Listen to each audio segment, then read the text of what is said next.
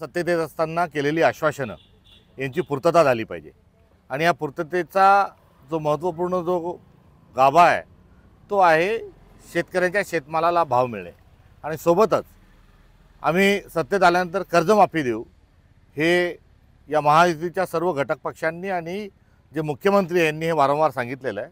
आता सत्तेत आल्यानंतर त्याचा विसर त्यांना पडला आहे, त्यामुळे कर्जमाफी त्यांनी निवडणुकीमध्ये मतांचा जोगा मागत असताना जी केली होती त्या अनुषंगाने त्याची पूर्तता करावी ही या आजच्या या आंदोलनाच्या निमित्तानं आमची महाराष्ट्रभरातली मागणी आहे।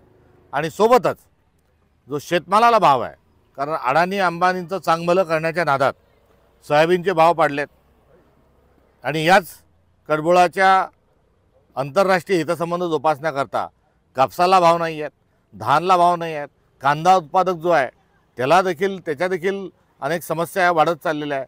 त्यामुळे सगळ्या पार्श्वभूमीवर बेरोजगारीचा प्रश्न एकीकडे महत्त्वाचा आहे आणि सर्वात ज्वलंत प्रश्न हा आज शेतकऱ्यांच्या शेतमालाच्या भावाचा आणि शेतकऱ्याची एकंदर जी दुरावस्था आहे त्या अनुषंगानं आज सर्वात मोठी महाराष्ट्रातली ही गंभीर स्वरूपाची समस्या आहे।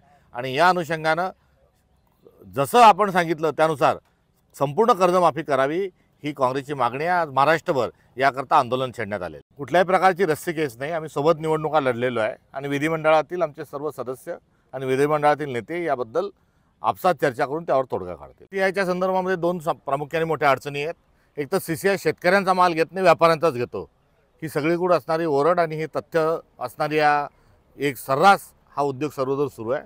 आणि दुसरीकडे व्यापाऱ्यांचा माल घेतला की गोडाऊनची सबब पुढे करतात। आता एवढे मोठे गोडाऊन बांधलेले आहेत, हे अडाणी अंबानीचे गोडाऊन ताब्यात घ्या, ते ॲक्वायर करा आणि सरसकट सगळी जी शेवटचं बोंड असेपर्यंत ही कापूस खरेदी करा। मात्र यांना शेतकऱ्यांच्या कोणत्याच समस्यात ना केंद्र सरकारला ना राज्य सरकारला स्वारस्य आहे। मी आपल्याला सांगितलं आहे की विधिमंडळातील आमचे सर्व सदस्य आणि विधिमंडळातील पदाधिकारी या संदर्भामध्ये आपसात चर्चा करून याबद्दल लवकरच तोडगा काढतील आणि आपसात संवाद करून यावर निर्णय घेतला जाईल।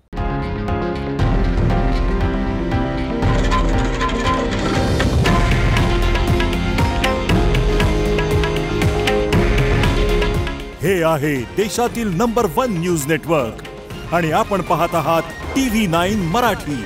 काळजी तुमची, हित महाराष्ट्राचं।